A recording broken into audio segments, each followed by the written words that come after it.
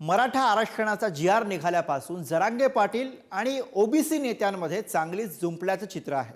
दररोज आरक्षणावरनं नव्या आरोप प्रत्यारोपांचा पाऊस पडतोय. ओबीसींनी मोर्चा काढला तरी जी.आर. रद्द होणार नाही असं जरांगे पाटलांनी ठणकावून सांगितलंय.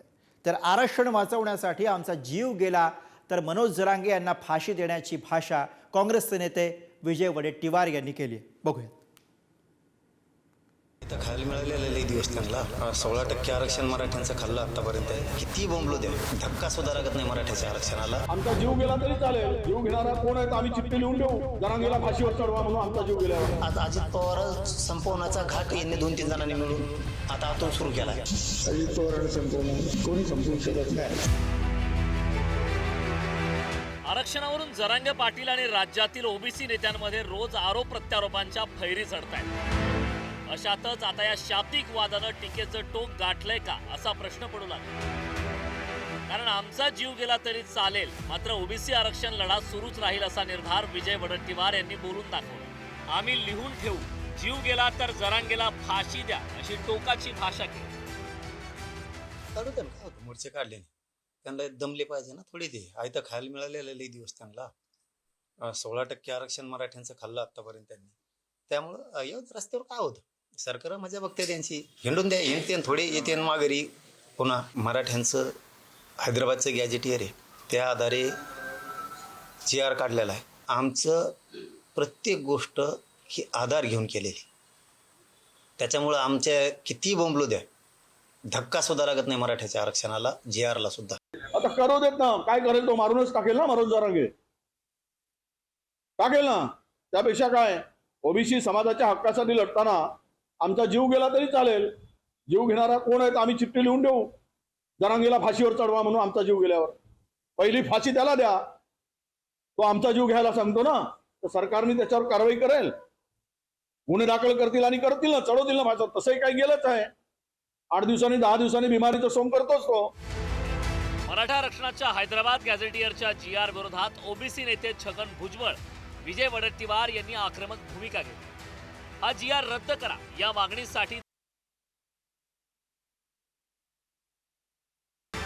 यावरून जरांगे पाटलांनी वडेट्टीवार आणि भुजबळांवर निशाणा साधत हे दोन्ही गुप्त भेटी घेत असल्याचा आरोप केला. फार्म हाऊसला का कुठे एक चर्चा झाली त्यांच्या आणि त्याच्यात तेव्हा असं म्हणला जणू अलीबाबा की मला त्यावेळेस अजित पवारने गुतीलं होतं, असं त्याचं म्हणणं आहे.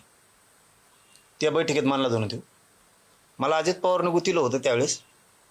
आता संधी आहे आपल्याला सगळ्या ओबीसीच्या नेत्याला, नेतृत्व काँग्रेसकडे घ्या. आम्ही सगळे तो मागं उभा राहतो आणि अजित पवारला डॅमेज करू, म्हणजे माझा बदला पाहायला भरून निघन. फडणवीसची सुद्धा तुंबडी बंद होईल. तुंबडी या शब्दाचा अर्थ मला नाही कळाला, मी मुंड्याला सुद्धा याच्यात उठवलंय असं त्यांच्या तिथं काहीतरी खाजगी चर्चा झाली. काय ते जरांगेचं काय, तू त्याचा अभ्यास किती, त्याचं ज्ञान किती. आता वडेट्टीवार आहे, ते उघडपणे मला इथे सुद्धा भेटू शकतात ना. ते गपचूप भेटायचं काय कारण आहे.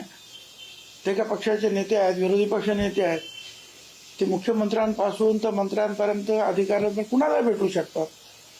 त्याच्यामध्ये गुप्तपणा वगैरे ठेवण्याचं काय कारण आहे. आणि त्याच्याबरोबर संगनमत करून आम्ही आमच्या लोकांना त्रास देणार, हे कसं काय. त्याच्या तोंडाला जे काही येईल ना ते बोलतात, तो त्याचा अभ्यासाचा ज्ञानाचा प्रश्न होतो. मराठा आरक्षणाच्या हैदराबाद गॅझेटियरच्या जी.आर.ला ओबीसींकडून कडाडून विरोध होतोय. त्यामुळे आरक्षण वाचवण्यासाठी ओबीसी नेते मैदानात उतरले. मात्र तेव्हापासून जरांगे पाटलांनी आपला मोर्चा भुजबळांसह वडेट्टीवार मुंडे बंधू भगिनींकडे वळवलाय. ओबीसी नेत्यांना जातीय दंगली घडून आणायच्या असल्याचा आरोप जरांगे पाटील यांनी केला. येवल्यावल्याचे शब्द आहेत ते परळीच्या टोळीनं घेतलेत आणि आता नवीन एक भिडू भेटलाय त्यांना, वडेट्टीवार साहेब यांच्या तोंडून ते फक्त ओढून घेतात. कारण ती तलवारीची, दांड्याची, कोयत्याची, शेरोशायरीतून तलवारीची, आणखीन त्या बंदुकीची भाषा ही त्यांची आहे. त्यांना ती जातीय दंगली घडून आणायच्या ही त्यांचा प्रयोग आहे. जरांगेची एकूणच जे समर्थन मिळालं मराठ्यांचं, त्याला असं वाटतंय की मी देव झालो. त्याच्या डोक्यात एवढी हवा गेलेली आहे की त्याला वाटतंय की आता आकाशाला माझ्या एवढा नेता कोणीच नाही, सर्व मीच आहे, तर असं सगळं वाटायला लागलं. या भावनेतून ते बोलतायत, ज्या पद्धतीचं वक्तव्य ते करायला लागले. संपवून टाका, परवा करू नका, म्हणजे मारून टाकायला लागलं काय? मराठा लोक तरुणांना हे असं हुसकावणी देऊन, त्यांना चिथावणी देऊन काय ओबीसी लोकांना मारून टाका असा आदेश द्यायचा की त्यांना? आरक्षणाच्या मुद्द्यावरून जरांगे पाटील विरुद्ध भुजबळ यांच्यातील शाब्दिक युद्धही पेटत चाललंय. भुजबळांचा अजित पवारांना संपवण्याचा डाव असल्याचा आरोप जरांगे पाटलांनी केलाय, तर अजितदादांना कुणीही संपवू शकत नाही असं प्रत्युत्तर भुजबळांनी दिलं. आज अजित पवारांविषयी सुद्धा प्रचंड मोठं षडयंत्र तयार करायला लागलाय. नसता परळीचं घराणं शक्यतो त्यांच्या विरोधात बोलत नव्हतं. परळीचं घराणं अजित पवारांच्या विरोधात बोलत नव्हतं, कारण परळीचं अर्ध घराणं संपलं होतं. पवारांमुळं अर्ध मुंडेंचं घराणं, परळीचं घराणं मोठं झालं. ते सुद्धा या छगन भुजबळच्या षडयंत्रात सहभागी झालेत संपवण्याच्या त्यांना. कारण यांना ज्यावेळेस कोणी मदतीचा हात देत नव्हतं त्यावेळेस त्यांनी दिला. आता ह्या अलिबाबानं अजित पवारने मोठं करून सुद्धा आज अजित पवार संपवण्याचा घाट यांनी 2-3 जणांनी मिळून आता आतून सुरू केला. कसलं संपवणार मी काय संपवणार? अजित पवारांना संपवणार कोणी संपवू शकत नाही. अहो अजित दादांना पण माहिती आहे, पवार साहेबांना पण माहिती आहे. 35 वर्षापूर्वी शिवसेना सोडून आलो तेच मुळे मंडल आणि ओबीसी मागासवर्गीय यांच्यासाठी आलो. आणि ते काम माझं पहिल्यापासून सुरू आहे, आज आहे का?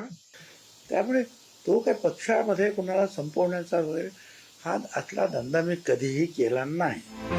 गेल्या 2 वर्षांपासून आरक्षणावरून राज्यातील सामाजिक वातावरण ठवळून निघालंय. मात्र मराठा असो वा ओबीसी या दोन्ही समाजांना आपला समतोल ढळू दिला नाही. तर दुसरीकडे दोन्हीकडील नेते समाजाआडून विखारी टीका करत असल्यानं वाद पेटू लागले. त्यामुळे अशा परिस्थितीत सर्वसामान्य नागरिकांवर शांतता राखण्याची जबाबदारी येऊन पडली.